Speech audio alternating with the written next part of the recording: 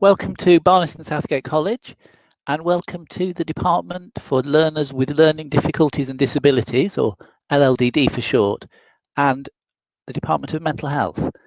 My name's David Holloway. I'm the head of the faculty, and I'd like to show you around our department as best as I can through the medium of the computer.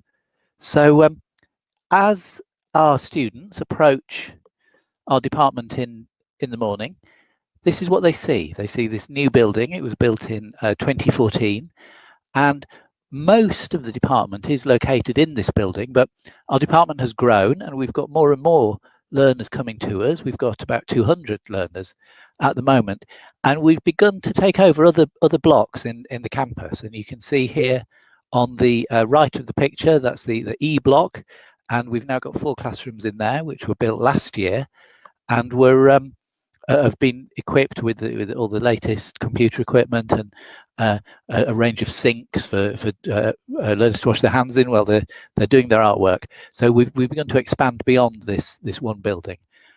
It's a little bit like a special school, if you imagine a special school but for young adults, and a lot bigger than most special schools. Most of our learners arrive by minibus in the morning. They arrive for 9:30, and for half an hour they're able to meet their friends and talk and get ready for lessons, and then the lessons start at 10 o'clock. And I'll show you the atrium. So this is where students come in the morning, and you can see that there's various features here. We run 2 social enterprises in the atrium. We feel very strongly that our students need to see themselves as people who contribute to society, whose efforts are worth something. And one of the best ways to get that idea across is for them to do activities that are enterprises and that produce income. So our Blue Beans gallery runs from the atrium, and you can see through the windows on the top floor and above the door, you can see some of their artwork. And the students also run a cafe from behind that green counter, and that's called the Munchbox Cafe, which students decided the name by vote. And Munchbox narrowly beat Cafe Nom Nom earlier in the year. Now, as you can imagine, with 200 learners, there is the potential for this place to get quite crowded. So we don't let people hang around in here too long. Most people are going straight to their classrooms, and we try to keep it flowing so it doesn't become crowded. If you want to see what the classrooms look like themselves, this is a typical classroom upstairs.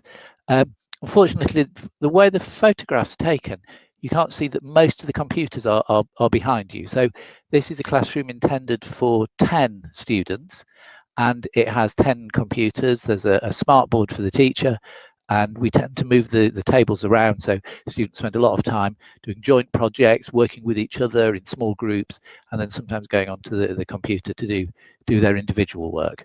And that's a typical of these IT-based classrooms. We also have a drama studio, and this is really something we're particularly proud of.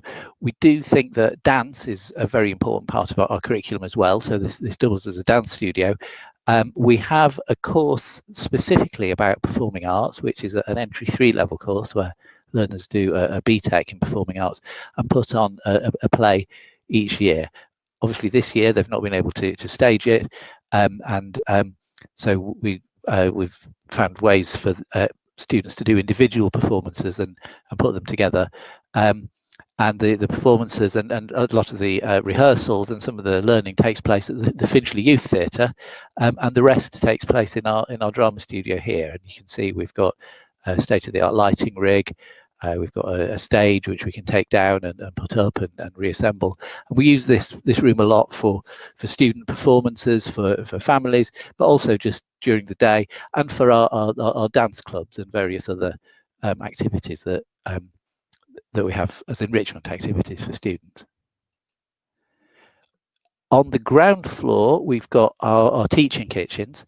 There's actually 2 teaching kitchens. One is the catering kitchen that serves the lunchbox, and that's really where students are learning to cook as a job, and they're learning how to do things to a professional standard. They're learning lots of the skills that you need to work in a busy kitchen, different colours of chopping boards. They do the food hygiene qualification, and really get ready to move into work. And a lot of those entry 3 students do move into work from being able to cook in the catering kitchen. We also have this kitchen here, which is what we call the home skills kitchen. So this is set up much more domestically. We've got a mixture of different types of appliances. We've got gas cookers and electric cookers, so students can learn a variety of different ways to cook. And there's a ceramic hob on that little kind of island in the middle. And really this is about students learning how to cook for themselves. For some students that would be making quite a light meal, a sandwich, or a wrap, or a bowl of pasta.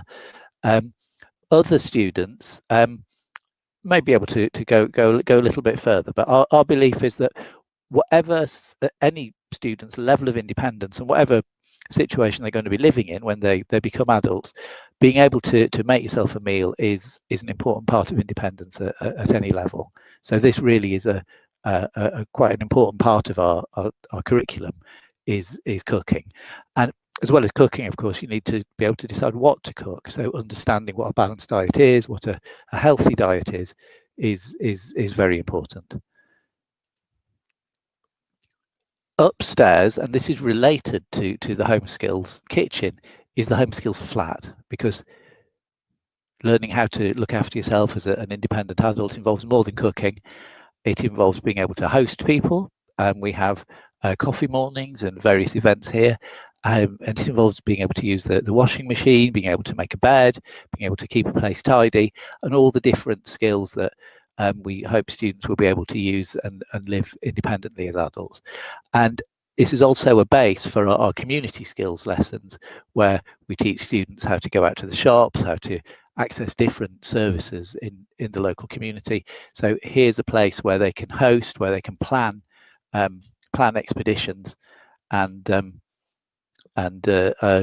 really learn all those different skills to be an adult independently. And I was surprised when we first opened this that the most popular lesson was learning how to use the washing machine. And lots of students have said, this is great, I can do it for myself, I can put my own clothes in there and get them out clean. And it seems almost to be for some of our young people, it's almost a kind of symbolic moment when they can actually wash their own clothes. And now I'm grown up. So really, again, this is an important element. I'm getting a lot of questions coming in here, which there's a lot of very good ones. So I would like to address these before moving on. The question at the top, somebody's asked, my son's dyslexic. He's got ADHD and complex post-traumatic stress, but he doesn't have an EHCP plan. How can he get support? Now, that's a very good question, because the key to students joining this type of provision is what's called an EHC plan, an Education, Health and Care Plan. Some of you may remember statements of educational need, which were a similar document that existed in the school sector until 2014. They've been replaced by these EHC plans. If you've got a child, or in this case a son, with those conditions, it sounds to me like they ought to qualify for an EHC plan. So what you need to do is to go to your local authority, to go to their SEN department and apply. And the way the system works is that it is the family who start the process. It's not something that a school should decide, and it's not something that a local authority should decide. The initial application should come from the family. And getting that EHC plan is so useful, because that once you've got that, it's a legal document. It has to be renewed every year, and it actually gives you, or rather your son, an entitlement to receive those services. So I would really say that that's what you should do. Provisions like the ones we've got here at Barnet and Southgate College, they are for students with EHCP plans, because we can't function without that. So that would be my answer there. I've got another question here which says, do you only do level 3 performing arts? Now, it's not level 3, it's entry level 3, which is slightly different because level 3 is kind of A level, whereas entry 3 is quite similar to what schools call Key Stage 2. That is the only level of performing arts we do as a whole course, because in the learning difficulties department, entry 3 is the highest level of qualification that we offer in any subject. Students who are learning at level 1 or level 2, they ought to be on a mainstream course. And of course, in the college, in Barnet and Southgate College, we've got learning support. We've got a really excellent learning support department. And so students on level 1 courses, on level 2 courses, students on A-level courses can all benefit from learning support. So somebody who wants to work at a higher academic level, I would say apply for a course at that level, not for a course in the LDD department. I hope that kind of helps make the levels a little bit clearer. I've got another question here. I've got a guest 149 is saying that my son's learning difficulties makes it hard for him to make friends. And the guest is asking, how do you help students integrate and bond with each other?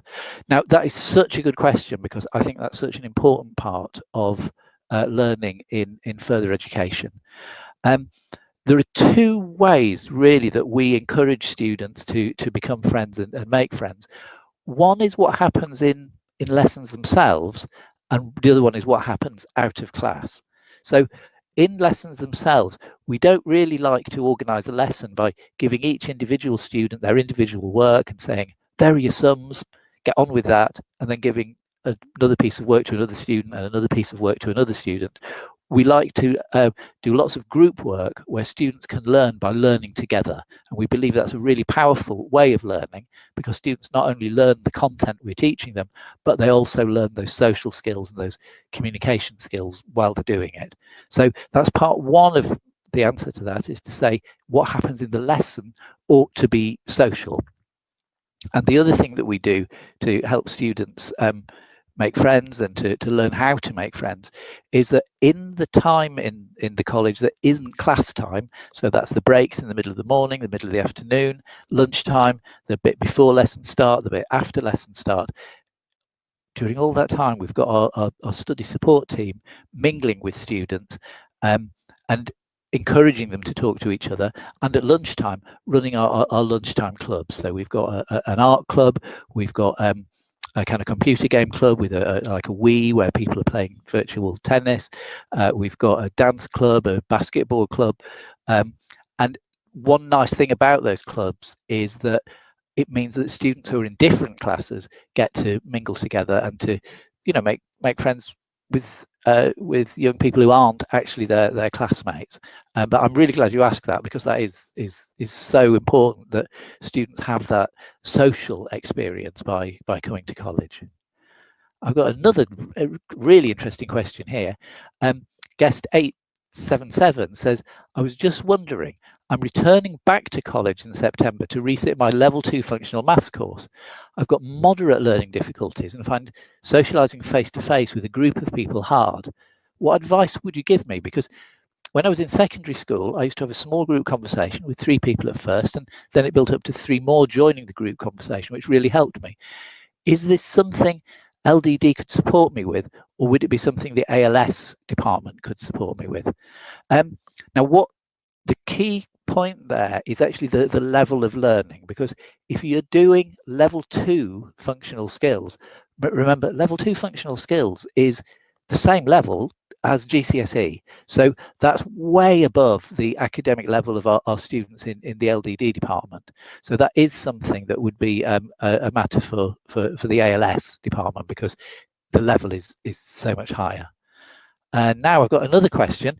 Guest 763 asks, do students with learning difficulties ever take part in mainstream classes, or are they always in separate classes? Now, the answer to this is that if you think about what mainstream students in a further education college are doing, they are largely doing vocational qualifications. So that means that most of their program, it consists of one single qualification. Let's say somebody was doing a BTEC in childcare or a BTEC in IT. That means they're doing that qualification all week. It's not like a secondary school where you would have different lessons on different days of the week in different subjects.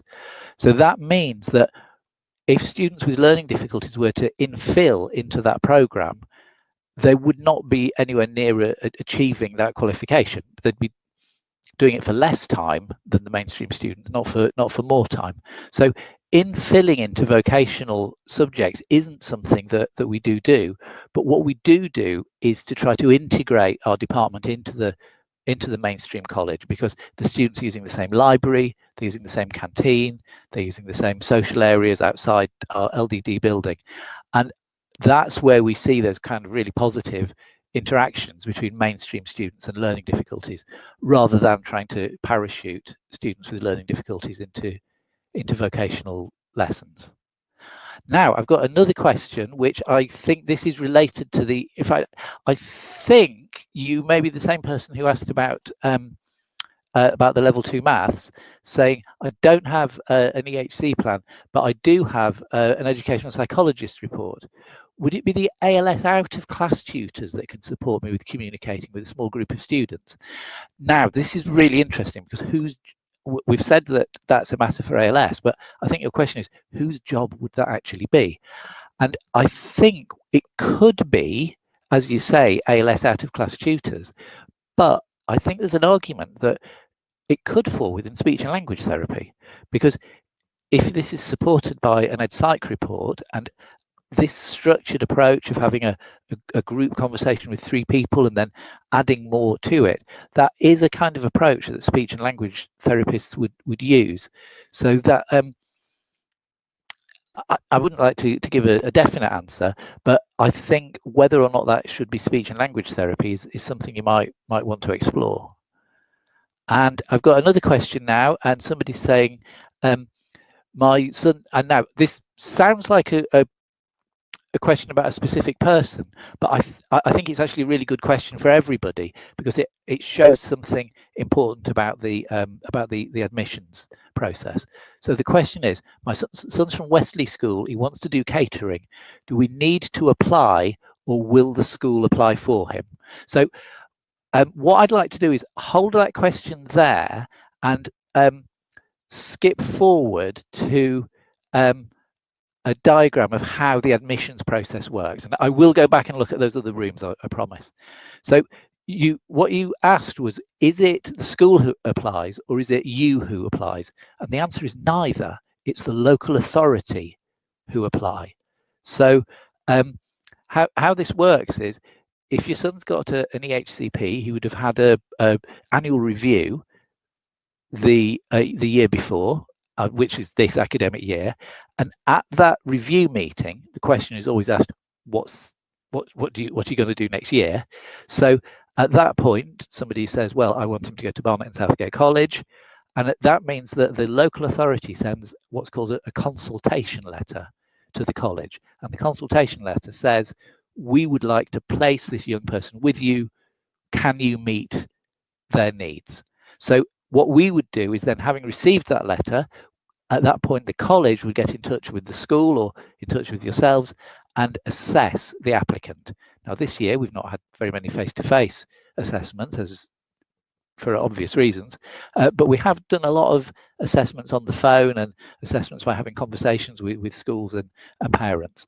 If we can meet somebody's needs, we then send a funding proposal to the local authority.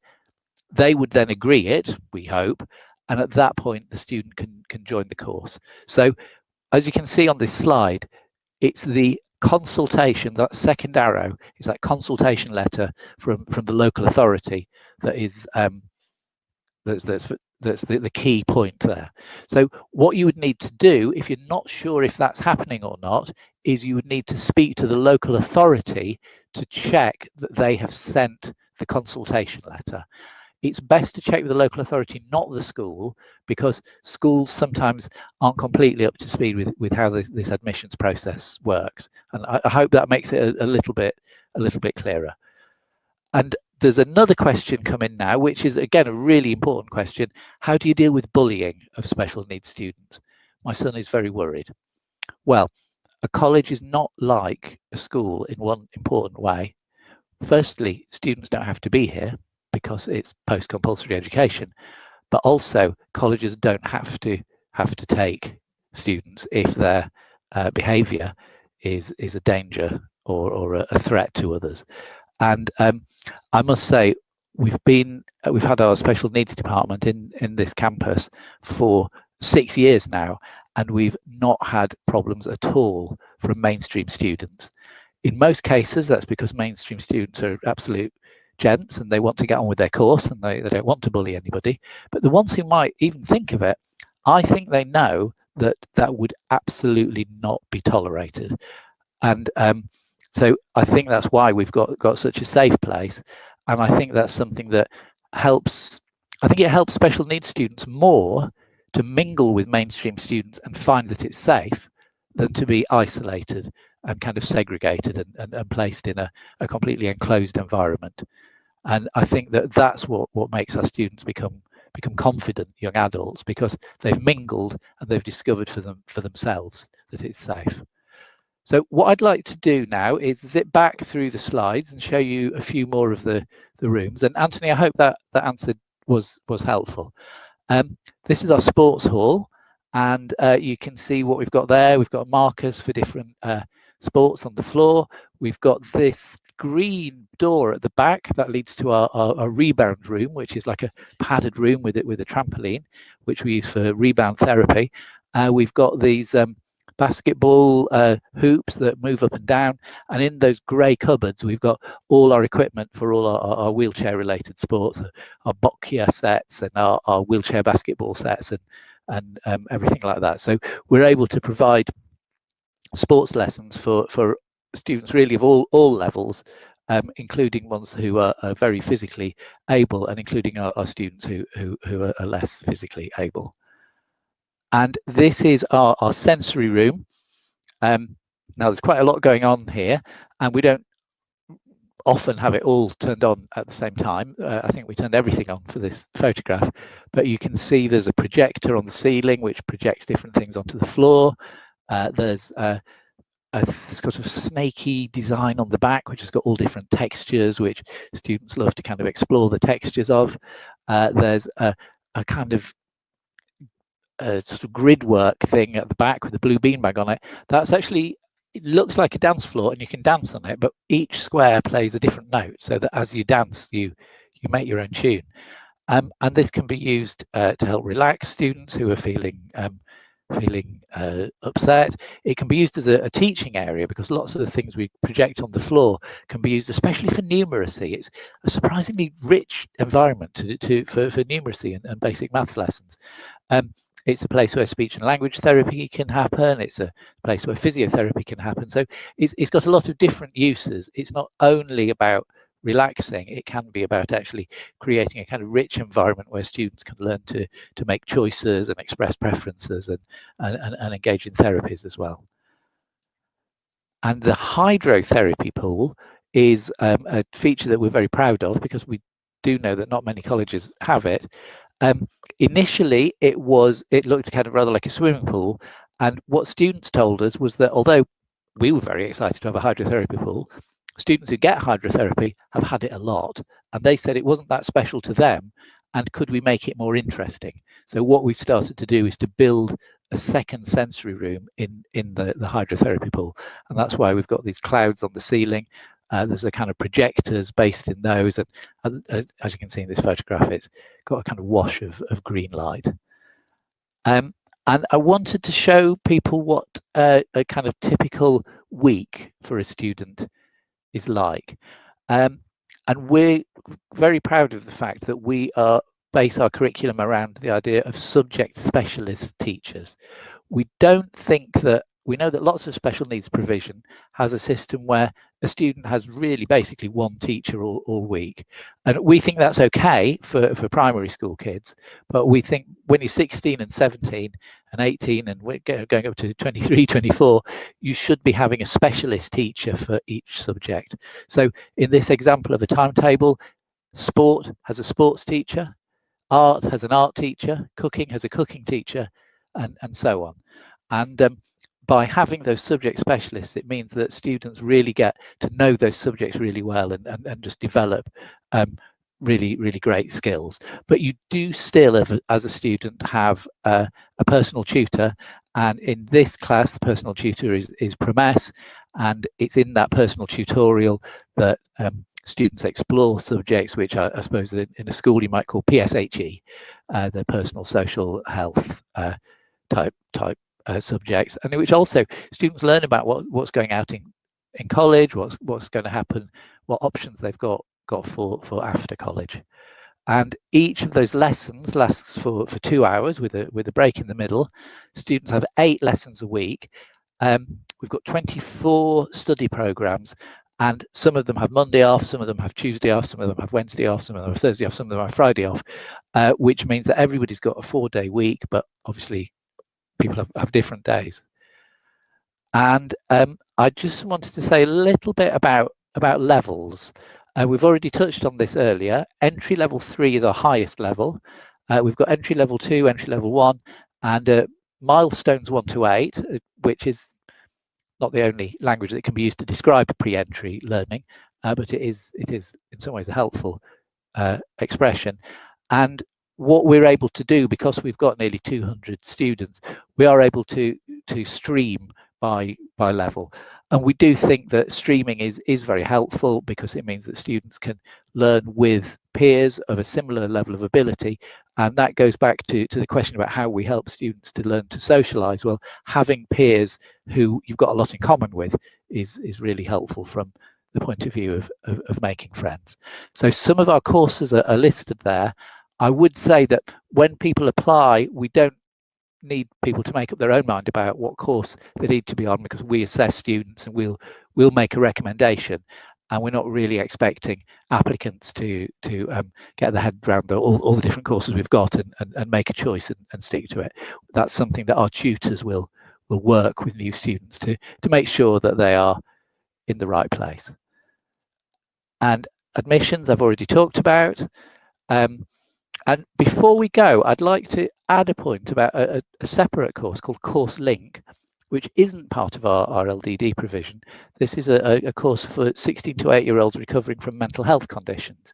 And these are typically students whose abilities are on a higher level, level 1, level 2 type courses.